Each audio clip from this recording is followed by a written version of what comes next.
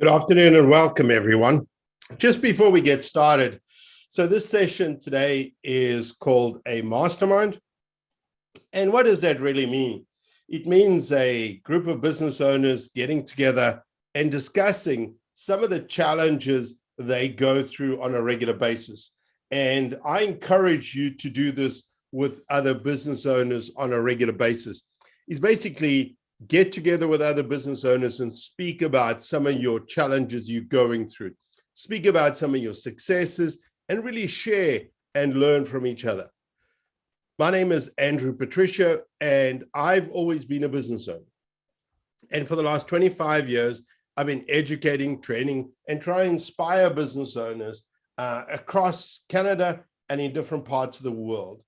And one of the things that I find that most of us struggle with is our financials.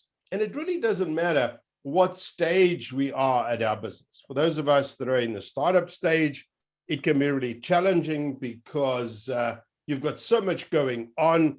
Do you really need to be still managing your financials? For those of us that are existing businesses and have been around for a while, there are different challenges. The financials is something that some of us struggle with and others grasp and do really well at. But, it's something that you've always got to be aware of and understand, and you've got to keep learning. I find that even after all these years, of being a business owner, I still sometimes don't really understand the financials in my business clearly. So it's absolutely normal. So what I'm going to encourage you to do in this session is to really ask as many questions as possible. I think, the key of these, where the webinars are an opportunity to learn, the masterminds, I would prefer you to post your questions in the chat and try and, let me see if I can help you answer any of these questions. We're going to try and focus on the financials part of your business, but let us also think about any other parts of your business. Are you maybe struggling with your pricing? Are you maybe struggling with cash flow? Are you maybe struggling with finding decent employees? So any of these questions, I welcome you to post them into the chat. And I'm going to try and answer as many questions as possible. Because I find that sometimes the best way of learning is by asking questions. You're going through a challenge as a business owner. You're not sure what direction to take. You speak to another business owner, and he or she just helps you through that process. And I found this to be very, very useful over the years. So just before I get chatting about the content, what I'd like you to do in the chat is tell me what business you're in. So tell me what business or what industry you're in. And while you're doing that, I'm just going to speak about a couple of really interesting things. So I've just come back from a trip to California, where I went to Palo Alto and to Fremont and to Mountain View in California. And it was really, really inspiring. But while I was on this trip, I spent quite a lot of time with a business owner. And really, it was quite emotional because, he was telling the story. We were at San Francisco, we were at the bridge, and he was telling the story of how he's run his business for the last 20 years, how he struggled, and now that he's got some bit of success, how relieving it is. And I think every single one of us as business owners, that's the point we want to get to. After years of working really, really hard, we want to be able to almost enjoy the fruits of our labor. And it's really, really interesting that a lot of business owners never get that. They never get that because either their business is not as profitable as they want it to be, or they don't have enough cash flow, which creates big problems for them, or they don't charge enough for their products or services. And these are some of the challenges they go through. So some of you have shared your businesses, which makes me very happy. We've got Kerr that's got inspirational decor accessories. Really interesting. So maybe you can share with us why these decor accessories are inspirational. They were really interesting for me to know. Cassie's in the grocery business, and that's an industry that's going through quite a lot of change over the last few years. I was in the grocery business for about 11 years, actually even more. As a kid growing up, my parents were in the grocery business and really struggled to survive. And then later on in life, like anything, as a kid, I said I would never get into the grocery business. And then eventually got into the grocery business and did for 11 years and really enjoyed it. And sometimes, even today, I still think of myself as a grocer because I was traveling through California. And one of my favorite stores to visit is Trader Joe's. I don't know if any of you have had the opportunity to visit Trader Joe's. But it's an example of a simple little grocery store, and some of them not so little, but a simple grocery store that's done really, really well by being different, by being unique, and by selling different products that are unique to them. And I think in any business, you've got to differentiate yourself. It's really, really important that you differentiate yourself. So Cassie's in the grocery business. And then we've got, I'm really bad at pronouncing names, so I apologize. Then we've got Jolene that's got a private school and a graphics printing on apparel and other personal items. Very interesting. I always admire people that run more than one business. And the reason I admire them is because I find just running one business is really difficult. Running two businesses or even three businesses are more challenging. But thank you for introducing yourself and telling us what business you've got. And then we got Caroline. So Caroline owns a dance studio in Mississauga. And I'm sure you're quite happy, Caroline, that now you can get some kids or parents or adults into your dance studio. And now you can try and get things back on board. Okay, thank you for telling us what you do, Caroline. And then we've got Shilu, and you're in the photography service industry. Okay, really interesting. Again, very, very different businesses with unique challenges. And then we've got Zara that owns a cafe. I'm not sure exactly what a cafe means. Does that mean you sell coffee and food? So maybe you can explain a little bit more. So very different businesses on the call. So the next question I want you to answer is, what is your biggest challenge currently? So as a business owner, what do you find is currently your biggest challenge? Where are you maybe not struggling, but where are you being tested as a business owner? Because obviously we're in quite a unique situation, I think, as businesses currently. Some of us are struggling with cash flow.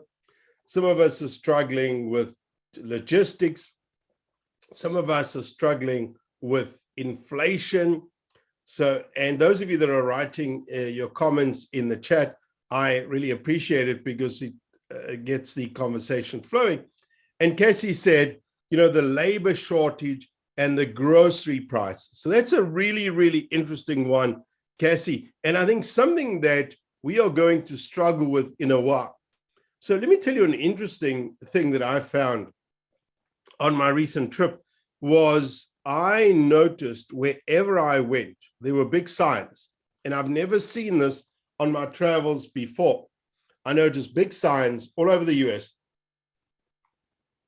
with a sign at McDonald's saying employees wanted $16 an hour. And then I found very, very interesting that I've never seen that before. And I think, a lot of businesses, including ours, are struggling with a labor shortage. So that's the first thing. The second thing was a very interesting thing. I was in Malibu Beach, went into a coffee shop, and on the counter was a sign saying earn $28 an hour. Let me just rephrase what I just said. This was a coffee shop that sells coffee and a few pastries, and they were offering employees $28 an hour. Why were they offering employees $28 an hour? Because they cannot find employees. So we're in a very interesting situation where there's a shortage of employees. And I think this is where we as business owners need to be creative. I think some of the opportunities are maybe to try and employ students, or the other big opportunity, I think, are to employ older people, maybe people that have retired already, that can come in a few hours a week. So that's probably the way I would go. If I was in that type of business at the moment, if I was in the grocery business, that's probably where I would go. I would try and see if I can't find employees that are still at school or university, and look at older folk that could come and work. People in their 60s or early 70s. And I mean, I see this actually a lot in different parts of North America at the moment, where older people seem to be actually getting out of retirement. And why are they getting out of retirement? Excuse me. Well, because, of inflation, because of the cost of living, and also I think just because some of them are bored. And I think this is a big opportunity for small businesses to start looking at those type of people. So people that are younger and maybe older people, to see if they can, bring them in. The other one you mentioned is the price of groceries. And I think this is a really, really important thing, is as a business owner, we've got to be very, very careful of, not increasing our prices. The reality is that the cost of your product is increased.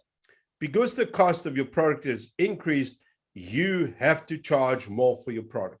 And the reality is that customers understand this. Not always, but customers nowadays usually understand this. And what you've got to be very, very careful of is not having the confidence to increase your prices. And I see a lot of small business owners that are still undercharging. And then we've got Tracy. Tracy's a certified natural health practitioner with a retail health orientated, I can't say that word, apothecary. I know what it means, but I can't say it, so I apologize. Where we also make and teach how to make body care products. Our challenge is our website is broken, and we lost 20% of our sales, 20% of our sales year over year since the pandemic. So, and I think, that is quite a unique challenge, is if you don't have the right technology. What I'm going to recommend to you, Tracy, is that, first of all, speak to the people at Demand Main Street. Maybe they can help you invest in a new website, maybe a Shopify website that works.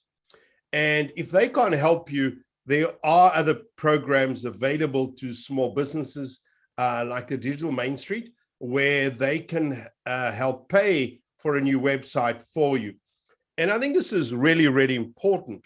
Actually, my oldest son runs an e-commerce business, and he's just rebuilt his website recently. And I was discussing it with him over the weekend, and I was saying, your website's looking really, really beautiful.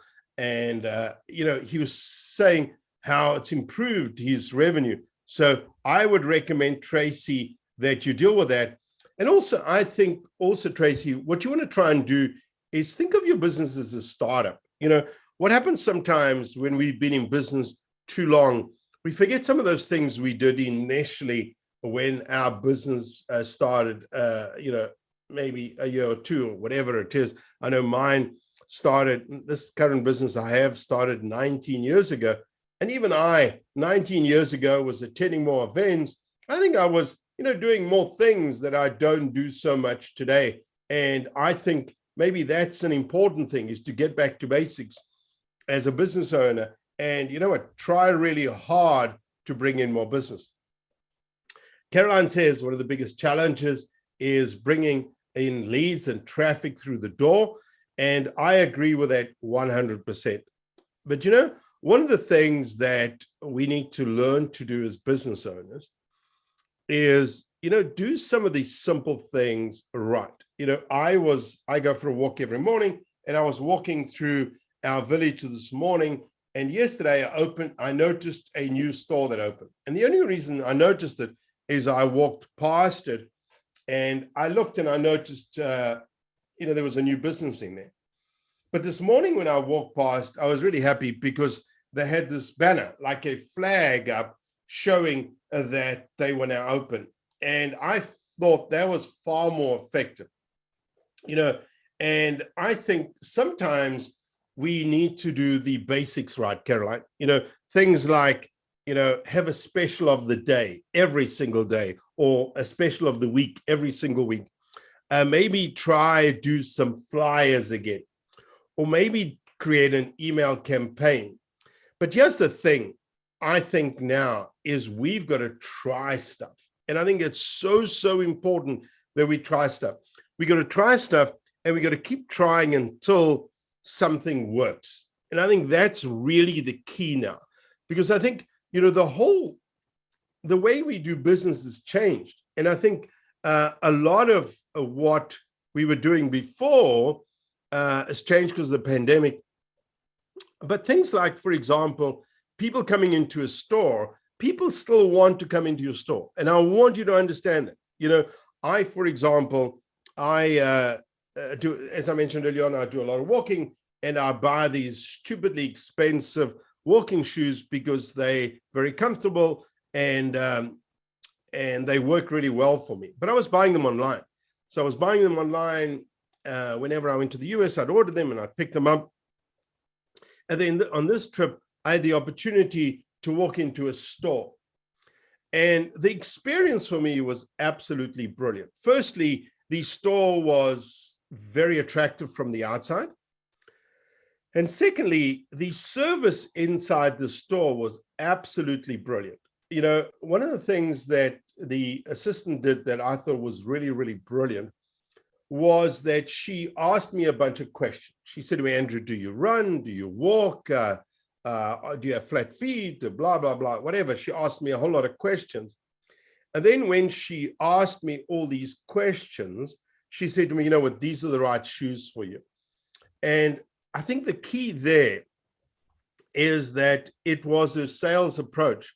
I will probably always go back to buying these really ridiculously expensive shoes in a store going forward. And the reason I'm going to do that is that the shopping experience was really, really good. And then let me tell you another story and I think the point I'm trying to get across here is that you've got to make your in-store experience. And when I say in-store experience, I'm speaking about both offline and online, but you've got to make your in-store experience absolutely brilliant. That's what you've got to do.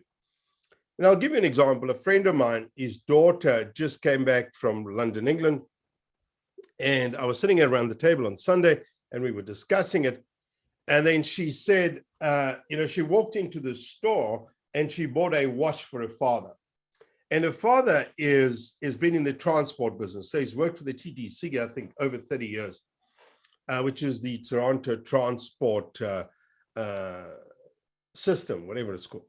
Commission, I think it's called. Anyway, and then she said she walked into the store and she walked up to the salesperson and said, can I just have a look around? And the salesperson said, sure, look around. And he said, but let me just explain to you a little bit about our business. He said, we a transport related business. So every single one of our timepieces, and I'm sure he used the word timepieces because he was in London. Otherwise, maybe he used the word watch. But he said every single one of our watches has a theme, and it's all transport related. And as he walked around, he showed her different watches and how they came up with the name and how they designed it and all these type of things. And the way she explained it, I was quite amused actually, because I thought, you know what, that is absolutely brilliant marketing. I believe that she could not afford to buy those watches. What did she buy? She bought the story. This business owner, let me rephrase it, this salesperson sold her the story. And that is exactly what he sold. He sold her the story. She didn't buy the watch. This is their story. This is what she told me. She said, I didn't buy the watch that day, but 3 days later, I went back and I bought the watch. And I believe she bought the watch because of the story. And I think that's a very, very important thing that you learn as a business owner. Every one of you on this webinar have a story to tell. A story to tell about why you started your business, a story to tell about how you started your business, a story to tell about why you chose the products that you sell and the services that you sell. All of those stories are really, really interesting. And these are things that encourage your customers to buy, even if they're not in a buying mood. In this case, this was a great story. And this guy explained everything. And I'm convinced that the story sold it. And I'm not the best listener, but I listened to her story explaining, and she was really trying to justify buying this expensive watch. But I was okay with it because I was thinking that salesperson really understands marketing, that often people buy the story. So Zara says, I own a cafe downtown. We serve brunch, breakfast, coffee, tea, and drinks. And now I understand what you do, Zara. And again, businesses like this, like cafes, have to do something really, really interesting. I, for example, was in Palo Alto. And I'm telling you this story because I think it's a very, very important thing for small business, is you need to go around and see other businesses. And you need to learn from other businesses. And then you need to take this information and implement it in your business. Anyway, so we were in this diner in Palo Alto. And the reason I found this diner was because I just Googled breakfast spots in Palo Alto, and they referred to this one, which is a really important lesson for every single one of us. Every one of you on this webinar, I hope that your Google My Business page, I know they've changed the name, I can't remember what they call it because they keep changing it, but I hope that your Google business page is up to date. Because you've got to understand, people like me, when we're traveling, that is how we find places to eat. That is how we find cafes. That's how we find breakfast places. That's how we find brunch places. That's how we find coffee places. So if you haven't gone to update your Google My Business page in a while, I recommend you do it today. Anyway, so we went into the store, and I don't know what it was, but it was the decor, whatever it is. I wasn't overly impressed, but I was with another business owner, and he was really impressed. He was so impressed that we went back there a week later. And I want you to understand that the environment in your business is your responsibility. And you want to create a really, really cool environment. And sometimes it's little things that you do. Sometimes it's using inspirational decor. Sometimes it's using great music. Sometimes it's using great art. Sometimes it's great merchandising, whatever it is. But your store needs to be inviting. Your store, I need to walk in there and feel, you know what? This is the place I want to have brunch, or this is the place I want to have breakfast. And, and in a very, very competitive business like a cafe, I think these things are very, very important. So I would act as a customer and come into your cafe and say, does this cafe really stand out from the others? Does it really stand out? I just looked at the screen now, and I saw that the title of today's mastermind is Business Financials. For those of you that are worried, don't worry, I will discuss business financials today. Candace says, I'm a hotel general manager. One challenge is breaking down costs for each department to find areas of opportunity or efficiency. So Candace, that's a really great question. So one of the things that if I owned a hotel, and I don't plan to ever own a hotel, but one of the things that I would do if I was a hotel is ensure that my financials are set up so they departmentalized. So let me just think of what hotels sell. And again, I don't know what your hotel sells, but you've got accommodation, you may have a cafe or a restaurant, You may have a place where people can do their washing, whatever it is. So if I was you, I would ensure that your accountant separates the financials for each one of these departments. And then what I would do if I was you, there are two ways you can grow your business in a hotel. There are a couple of things you can do. You can either get new customers, or you can sell more to your existing customers, which I really like, or you could sell more. So in other words, when I come and stay at your hotel, not only do I pay for a bed, but maybe I'll pay to wash my clothes, and maybe I'll pay to get some food or whatever it is. But one of the things that I found traveling on this latest trip that I was traveling on is a lot of the hotels never asked for my email address. I found that very, very interesting. They never asked for my email address. And I think there was a lost opportunity, because here's the lesson I've learned. If I stay in your hotel this weekend, there's a very, very good chance I will potentially stay in your hotel again. So if I was you, I would do those two things. I would speak to my accountant and try and departmentalize your hotel so that you can see what is the most profitable part of your hotel. That's the first thing I would do. The second thing I would do is I would look for some cost savings. I saw, for example, now at a lot of the hotels I stayed in, which I found very interesting, is a lot of them said that we only clean up your room if you ask us. If you don't want us to do, we won't. And really interesting, I found this very, very convenient, because every now and then I'll stay at a hotel and I don't really want people coming to clean my room every day. And the reason is sometimes there's no reason to do it. But I saw it from the hotel's point of view as a massive cost saving. So it was really, really simple things like that I would look at. I would look at every single service that you currently offer in your hotel, and ask yourself this question: do we need this firstly? And is it profitable for our business? So Julian says, one of the challenges here is startup funding. So I have no idea what startup funding means. I think you need to be more precise, because when it comes to getting funding for a small business, there are a couple of criteria that are really important. Firstly, how much do you need? So that's the first question. The second one is, what do you need it for? And thirdly, and more importantly, how much time do you need it for? So I think these are really, really important questions.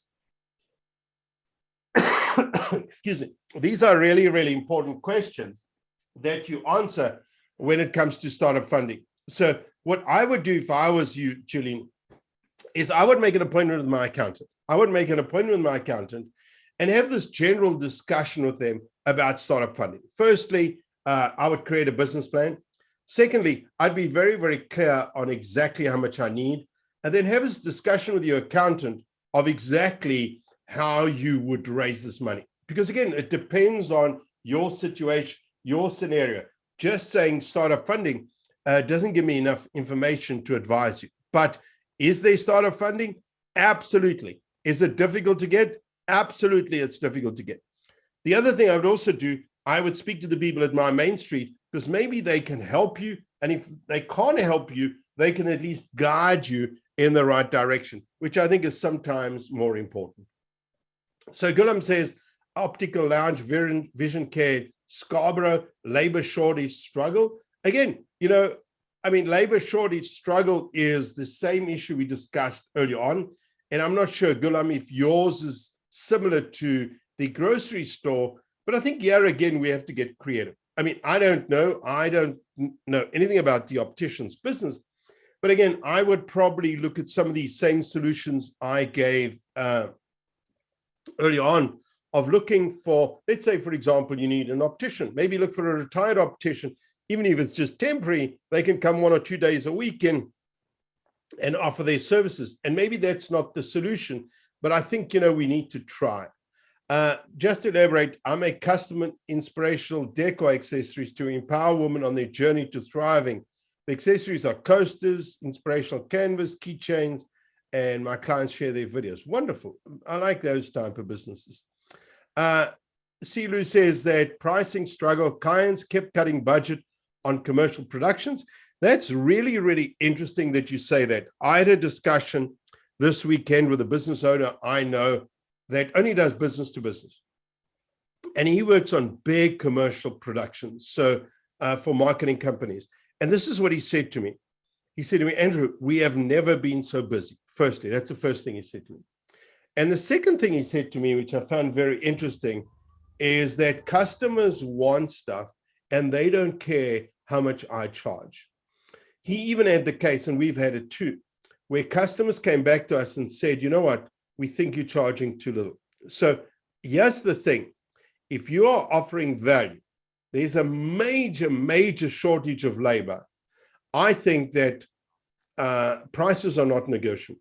That's what I think. In these current times, I don't think prices are negotiable. So that's my advice to you to do. Is there any Instagram account or such thing? I'm not sure what you're speaking about, Zara, about Instagram account. But if you tell me what you're thinking about, I'll try and answer for you. Was it the diner stores I was speaking about, maybe? If you send me a message, I'll send you a message.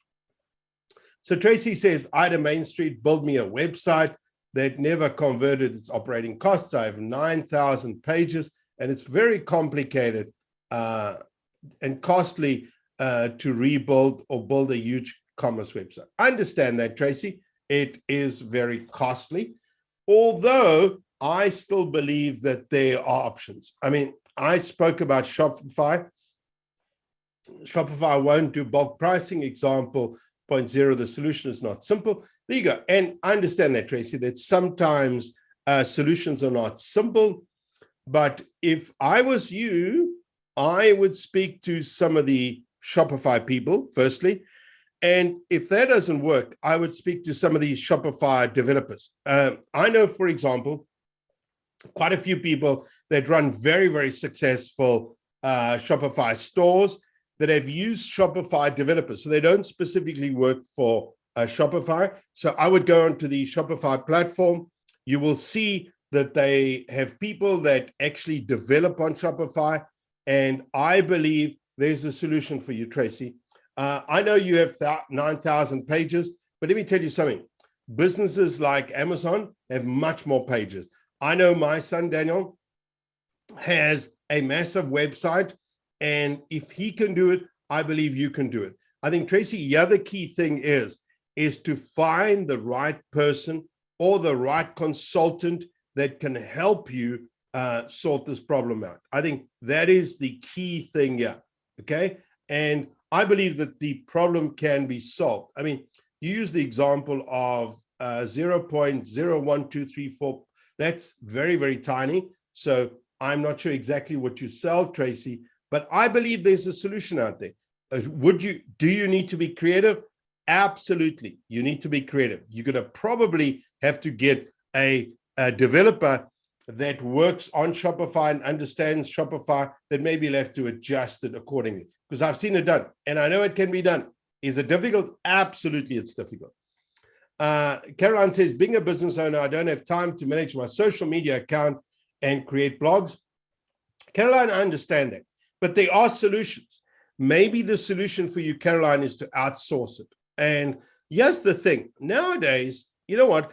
Finding a blogger is not that complicated. Any one of you can go on to the internet this afternoon and you can outsource that service. I know I have a writer. So I have a writer based in Colorado that has been writing for me for the last 10 years.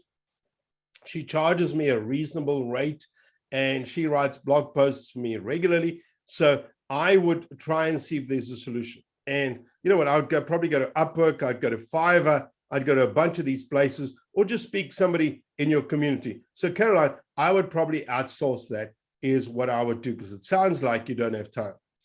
So Kerr says, I'm currently working on remaking an Instagram account, but he has the website. I'm hoping to change the website as well as through Shopia. So I'm glad that's working for you. Let's see. Tracy says, I've hired 3 different developers who have not produced or updated my website. Shopify said, no, they don't price 4 digits off the decimal that is required for selling baking soda. Interesting.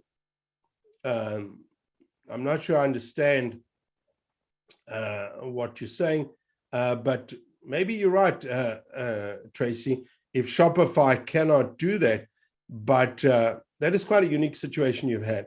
But I'm sure if you speak to a developer, and if you say you've spoken to a developer already, that's an interesting thing. I know, for example, that, and let me just tell you this, just so you understand, Tracy, my son Daniel was one of the first employees at Shopify, and he worked there for 7 years. So, and my son Marco actually writes a lot of content for their marketing campaigns. So that's where my information is coming from. So if you say you've communicated with Shopify and they can't do it, I'm surprised, but maybe your business is very, very unique. I mean, those 4-digit decimals sounds like minuscule. So I understand that could be a unique challenge, but there is a developer out there that can help you. There you go. So there is so Shopify does not have a module. My student who opened a shop has to do each item, and she said, stay away. Okay, interestingly enough, interesting, Tracy. But you do know that, anyway, I don't know. I don't know your unique situation, so I don't want to say, Tracy, but I would definitely still speak to somebody, if not at my Main Street, at Digital Main Street. And the reason I would speak to somebody there is maybe they know a bunch of people that are developers for Shopify, and they could help you. I know, for example, let me give you another example, just so you, I have somebody that I mentor that does over $3 million a year on a Shopify website. She's just upgraded her website, and she used the Shopify recommended developer. And I'm not saying you have to use Shopify. You know what? They're the biggest in the world. They have over 2 million merchants on their site. So that's the reason I'm saying that to you. And but if you're saying it doesn't work for you, you know what? It doesn't work for you. I don't know what the solution is. And maybe getting a developer, maybe if not locally, internationally, getting a developer would solve your problem. Or the other thing maybe, and I don't know enough about your business, is maybe look at the quantities that you're selling and then maybe adjust them accordingly. But again, Tracy, I don't know enough about your business to give you advice, but there is an expert out there. I promise you there's an expert out there that can help you with that. And I'm sure they'll be able to do this. Anyway, so let us go through some of the business financials. And if you've got any more questions, please feel free to post them in the chat, and I'll try and answer as many questions as possible. And some of you have unique questions, I realize, like, for example, Tracy's question. You've obviously done research and try and find a solution and haven't found a solution, which I think can be very frustrating as a business owner, and I can relate to that. So, you know what, maybe there's a unique way to do it. So, and I don't know the answer to that question. I think that asking questions, and this is why I like these mastermind groups and webinars, are the key to becoming a successful business owner.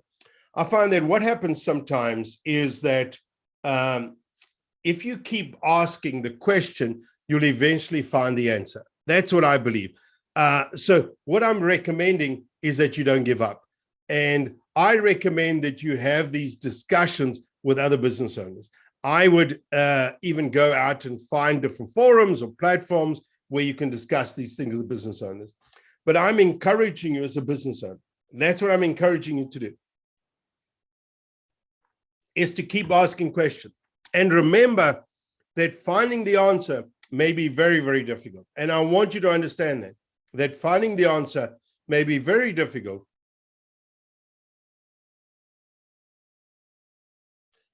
But you're a business owner and you're resilient. And because of that, you are going to find the solution. But you got to keep asking, and eventually you'll find the answer to your challenge.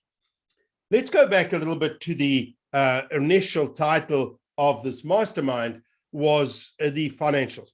And here's a bit of advice I'm going to give you over the next 20 minutes that we have left on how do you ensure that your financials are in order. The first thing I would recommend to every single one of you on this meeting this afternoon is get yourself a good accountant. This is so important. I even say this to business owners that are accountants. I, for example, mentor a very successful female entrepreneur. They did an MBA and has got some accounting background, and she's just employed a CFO. And I said to her, that is one of the best decisions you've ever made. And the reason is that she told me in our discussions over time that the favorite part in running her business is doing the marketing. And she believed that she was really good at this. And because she believed she was really good at this, handing over a CFO or the accounting part of her business, I think was a very good decision. And the first thing the accountant said to her, which I think was brilliant, is increase your profit margins. So understand that getting the right person to help you with your accounting is really good idea. The other thing, and this is quite a good question, actually, where do you find a dedicated bookkeeper? That is a great question. This is what I would do, Tracy. I would probably, if you have an accountant, I would probably speak to your accountant. Your accountant can probably refer you to a really good bookkeeper. Bookkeepers are sometimes really useful. I often recommend to business owners, especially businesses that are smaller. Tracy, your business sounds like it's much bigger, but I often recommend to smaller businesses, what they should do is bring in, an accountant on a part-time basis. Nowadays they could either come in a few hours a week, or they can do it remotely. And that's a big advantage, because let me say something to you. Bookkeeping can be one of the most frustrating parts of your business. Why is it frustrating? Even though it's not complicated, why is it frustrating? Because there are certain ways that things need to be done in accounting. There's certain ways you need to enter information into your bookkeeping system. There are certain ways that you produce financial statements at the end of the year. So getting a good bookkeeper is the right thing. So my starting point, to be honest with you, would be my accountant. Angelo is my accountant. I'd probably phone him up and say, Angelo, do you know a good bookkeeper? But let's go back to the accountant part. What makes a good accountant? Let me just say something to you. I went through this process recently. My accountant retired, and I needed to find a good accountant. And the way I treated finding a good accountant is through the same process as I interview a new employee. Because having the wrong accountant, or in your case, Tracy, having the wrong bookkeeper is an absolute nightmare. I want you to understand that. Having the wrong person is an absolute nightmare. So you want an accountant that asks questions, that really understands you, that really understands what motivates you, that understands your business vision, that understands your business model. I've seen this many times over the years, where somebody gets an accountant that doesn't have experience in their industry, and what they do is that they set up the income statement or the financial statements wrong. So I want you to understand that you need to have the right accountant. So here's a really good question.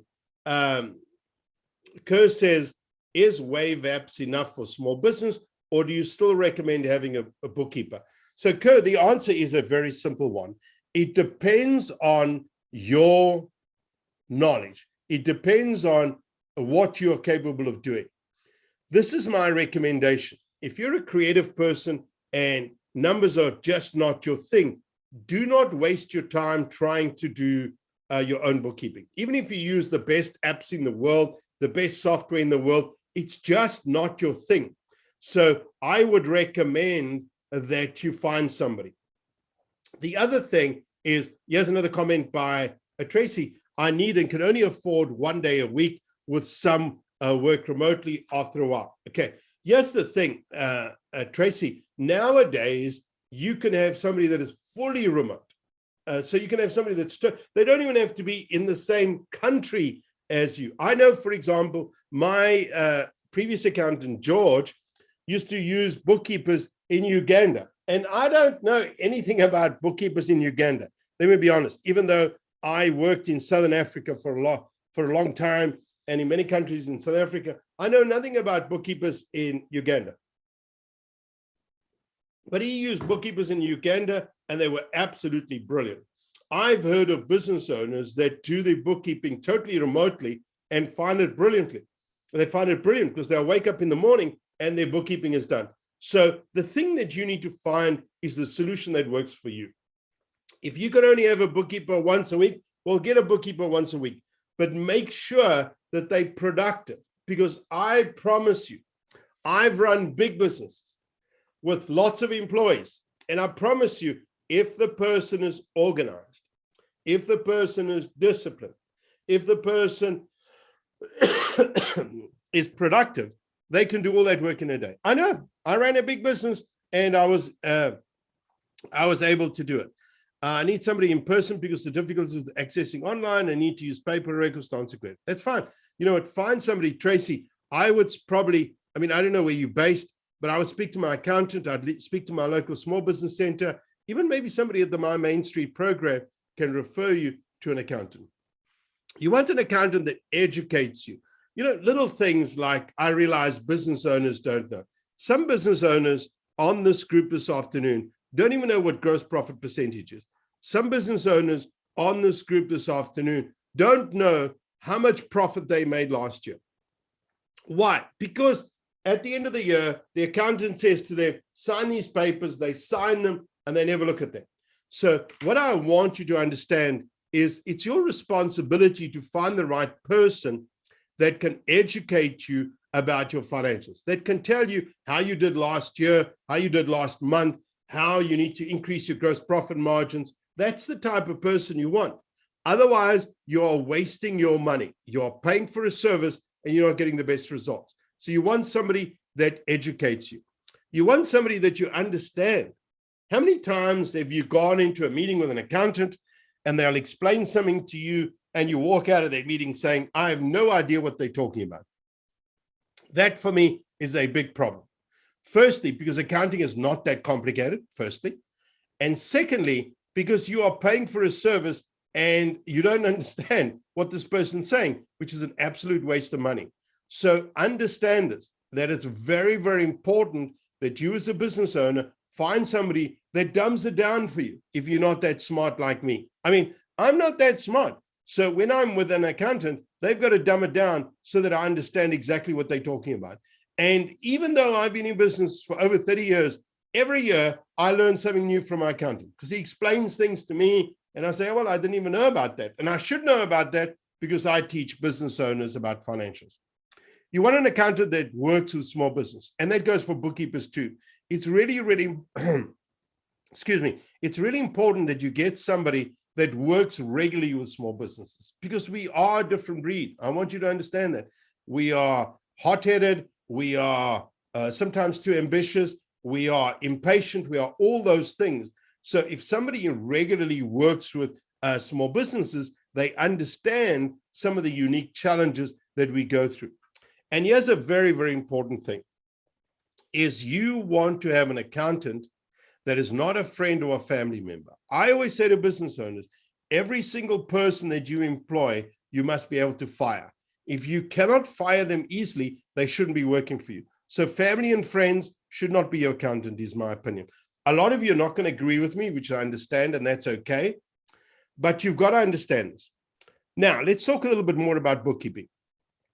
Bookkeeping is your responsibility. I want you to understand that.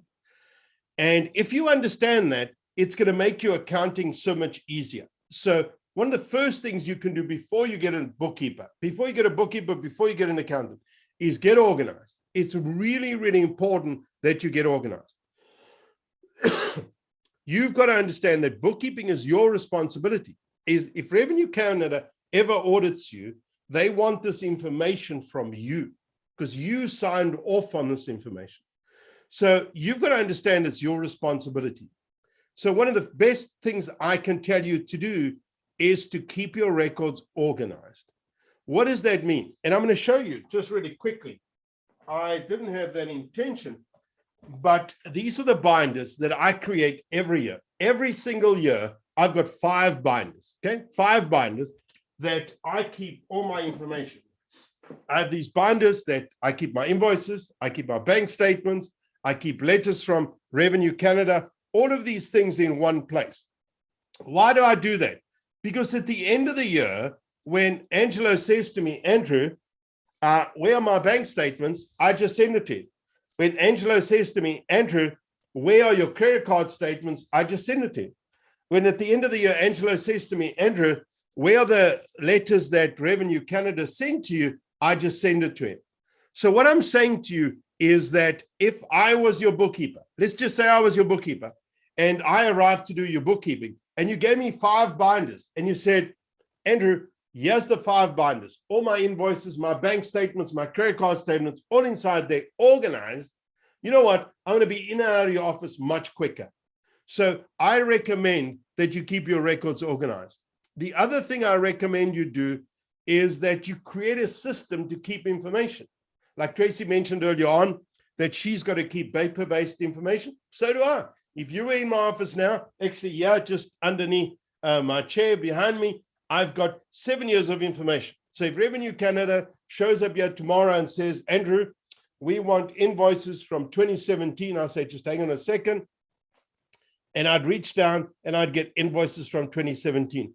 Not because I'm the most organized person in the world or whatever it is, but what I'm doing is I'm trying to anticipate what problems could come up, and I'm trying to address it in advance. The other thing you can do, but I don't recommend it for everybody, let me be honest with you, is use accounting software. Now, the one thing you've got to understand, the accounting software that you use doesn't matter. Really, because they all basically do the same stuff. Whether you use FreshBooks, Wave, QuickBooks, Sage, I mean, there's so many different, and they all basically do the same thing. What I'd recommend you do is if you decide you're going to use accounting software, make sure your accountant sets it up for you. And if you don't have an accountant, if you use a bookkeeper, make them set it up for you so that they can tell you exactly where everything goes. Because I've done this many times and it's very frustrating. I'm not a bookkeeper. I start entering information into an accounting package and I put it under the wrong heading. And then it creates confusion because at the end of the year, Angelo does my accounting and he puts it under a different heading. When we analyze the income statement, it doesn't match up with what we did the previous year and it creates chaos. So if you decide, and I'm going to be honest with you, it doesn't matter which accounting software you use because they're all basically the same nowadays. They do similar things. I mean, not the same, but they do similar things. What I'd recommend you do is speak to your accountant and give them access to your accounting software is what I recommend you do. And I mentioned this earlier on, and I'm going to say it again, is I think some of you on this mastermind meeting this afternoon need to employ a part-time bookkeeper. Why? It's money well spent, especially if you're a creative person. So if you're somebody on this webinar that's creative, you know what? You need a bookkeeper. Why am I saying that? Because I've got a very creative son. My youngest son, Marco, is very creative. And you know what? I don't encourage him to do his own bookkeeping. It's just not the way his brain is wired. I recommend he uses a bookkeeper, and that's exactly what he does. The bookkeeper comes in a couple of hours a week, does what she needs to do, and then goes and leaves his office. And it works brilliantly for him. If it works for him, it can work for you. Now, I've got about 5 minutes just to discuss 2 financial statements. The 2 financial statements that you need to understand are income statement and balance sheet. If you attended the webinar earlier on in the month, I explained that really, really well. I said to you that the income statement tells you how much profit you make. And I told you that the balance sheet tells you what the business owns and what the business owes, the assets and the liabilities. But now I'm going to show you, because I know some of you have seen this and not looked at it properly. I know some of you have seen this. I'm just going to turn off my camera because it makes it easier for me to look at this. I know that some of you have seen this and not looked at it properly. But this is an example of what my accountant submitted to Revenue Canada last year. I didn't put the numbers in here. And the reason I didn't put the numbers in here, I didn't want to show off. No, that's not the reason. But what I did is I went onto my financial statement that they submitted to Revenue Canada, because my accountant gives me two sets of financial. One, which seems to be more simplified, that shows my income statement, my balance sheet. And then the other one he gives me, excuse me, is what he submits to Revenue Canada. So I thought this, these last couple of days, let me show you exactly what's on there. And then they had this thing called Giphy item. I thought, I wonder what a Giphy item is, because I have no idea, and it says Giphy is an extensive list of financial statement items where each item has a unique code. So let me go back to what I said earlier on. If I was you, I would get an accountant to set up my accounting system, and I would get my bookkeeper to input the information. Why? Because of these silly Giphy codes, because each item has a code. So, in the case of sales of goods and services, I know that the code is 8,000. How do I know the code is 8,000? Excuse me. Because I printed out my income statement that Revenue Canada got, and I saw that it was 8,000. So on my accounting system, it should also be 8,000.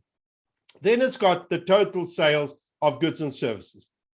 Then it had other income. So in my case, I sell in the US quite a lot.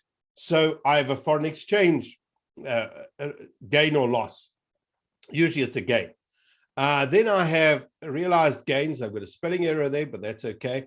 Then I've got realized gains from assets. So if you sell stuff as a business owner, let's say, for example, you decide to sell, I don't know, some equipment in your business, whatever it is, that also goes into your income statement at the end of the year. So there's a unique example. Let's say last year you sold an old refrigerator. Where would that go in your bookkeeping system? Where would it go in your accounting system? You do not know the answer to that question. And this is why when business owners say to me, they do their own bookkeeping and accounting, I think to myself, why would you do that? Bookkeeping and accounting is complicated. People are trained. They're educated for years in this. But you'll see, it's really not that complicated. When you know what the codes are. When you don't know what the codes are, like me, it can be really complicated. So there's the sales portion. There's the total sales. You see it there. Okay, that's my income statement. There's my gross profit.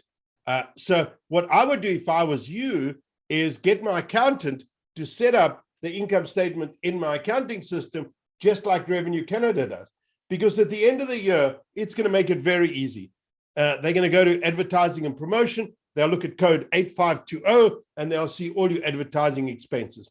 Meals and entertainment, they'll call 8523. And so accountants and bookkeepers are really, really good at this stuff.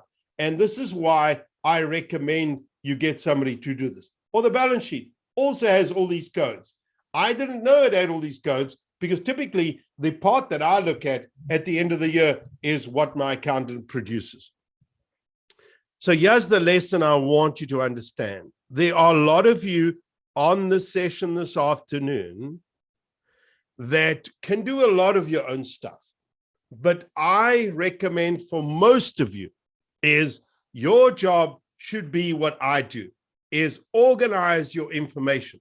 So create a binder system. 5 binders is the system that I use. I'll actually show you 2 of them. Yeah. So I showed you the other one earlier on. Here's another 2 that I use. This has got banking and invoices. So at the end of the year, my accountant has all of this information. And because he has the right information, he can produce more accurate financial statements. Because he produces more accurate financial statements, what happens is I don't overpay in taxes. And I think that is the key. The other part that you benefit from having good financial statements is you know how profitable your business is. So here's my advice to you, is get yourself a good accountant. And for some of you on this group this afternoon, you need to get yourself a good bookkeeper also. A part-time bookkeeper, I think, is ideal. That's probably what I would do if I was you, but it depends on the size of your business, okay? I won't stop coughing now. Anyway, depends on the size of your business and depends on how much you can afford. So here's my advice to you. And the final point, I want you to build a successful business. To build a successful business, you need to keep learning, ask questions, and educate yourself. So attend these webinars. They are a great opportunity to keep learning. Thank you very much, and keep learning, everyone.